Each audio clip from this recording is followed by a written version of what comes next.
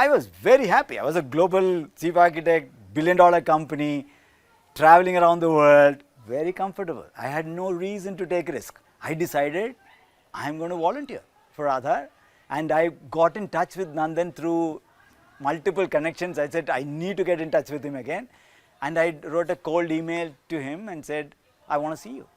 And then I met him in the house, and he asked, are you crazy? You have a good job and you have good settled, very nice, and it's your product. It's not even that you're working for somebody, it's really a company.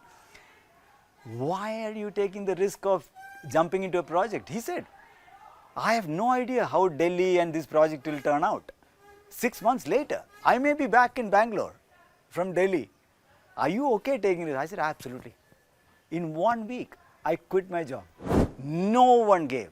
Every expert, identity and biometric expert in the world told us, this is an unviable project. You will not be able to do it. India will not have the capital and the time to do this. It will cost you so much. And eventually it costed us $1 a person. That's it. We delivered 1 billion Aadhaars in 5.5 years. And that's not a joke. India is not even one country, right? Like, it's a continent of cultures, 22 languages, hundreds of variants of language, cultural differences, religious differences, economic differences, education differences, climatic condition differences. How do you roll this out at that scale was phenomenal learning. And best part is that you learn. You become shameless learner. And that's a beautiful thing. Nothing to do with tech. Tech is an integral part of it. Tech is what enabled us Aadhaar, a 150 people team with a 40 people technology team, with a 10 people code design team to reach 1 billion people in 5.5 years, right? Small team. That's because tech can allow you to orchestrate that villages, enrollment, authentication, error correction, capture, updates, all that thing technologically. But you still have to worry about incentives.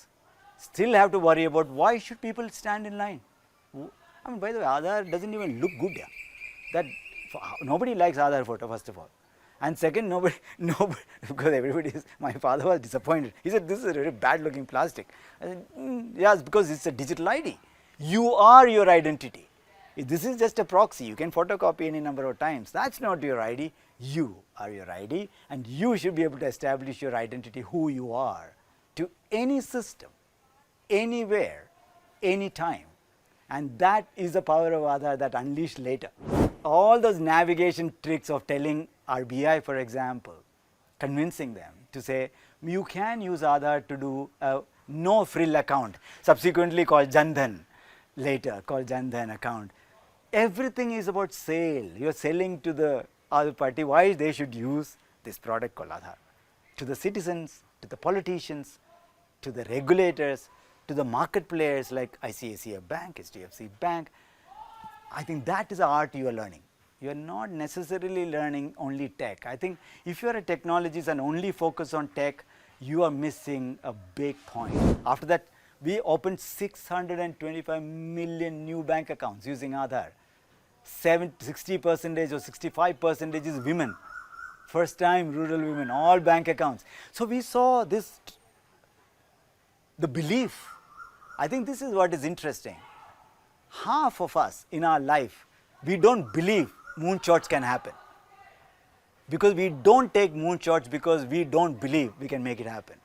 And every successful story, if you actually watch out in the world, whether Elon Musk or whether anyone, people have taken moonshots. And Aadhaar taught us that actually we can take moonshot.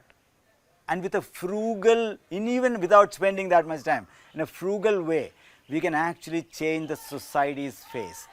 And that gave us the confidence for the next 4 things we did. The first thing we did is what's called e-sign, electronic signature for 1 billion people, so that we can stop cutting trees and paper and paper and paper. For regulation, we still do a lot of paper, but we're starting to become paperless, and that's very key.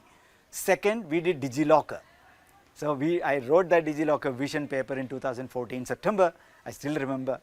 And 2015 we launched as part of Digital India, What did DigiLocker allowed us to do? DigiLocker allowed us to go from paper-based verification to a digitally verifiable documents.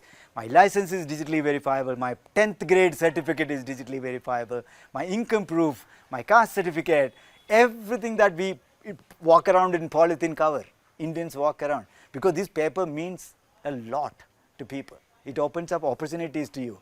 If this paper can be digitally verifiable, the cost of verification dramatically reduces. When the cost reduces, it expands the possibility for everyone to access it.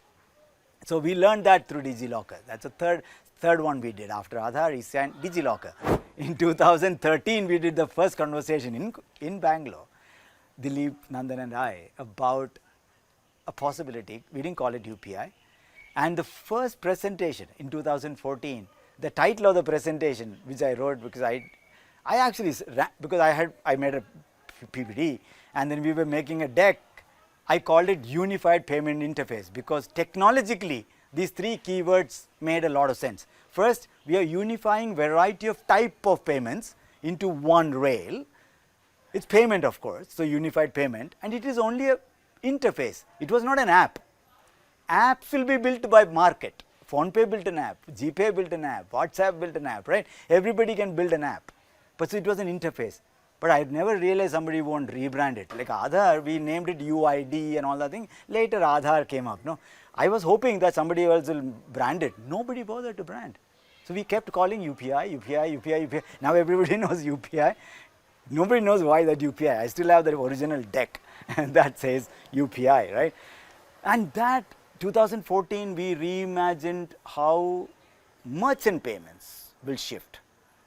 We had already had IMPS then, but we didn't have merchant payments. It was all cash in the store, other than card, which is only top end of the society.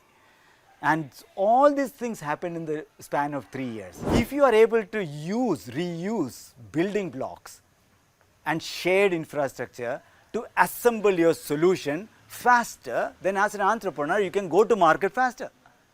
Then you can get the customers faster. And your cost of making a solution is lower because you don't have to do everything by yourself. That's a construct of DPI. DPI is about creating shared infrastructure and building blocks so that not everyone has to rebuild the same thing again and again and again. It accelerates innovation, reduces the cost of innovation and ability for entrepreneurs to go to market faster. So we were thinking like internet, and hence cheekily called Finternet, right?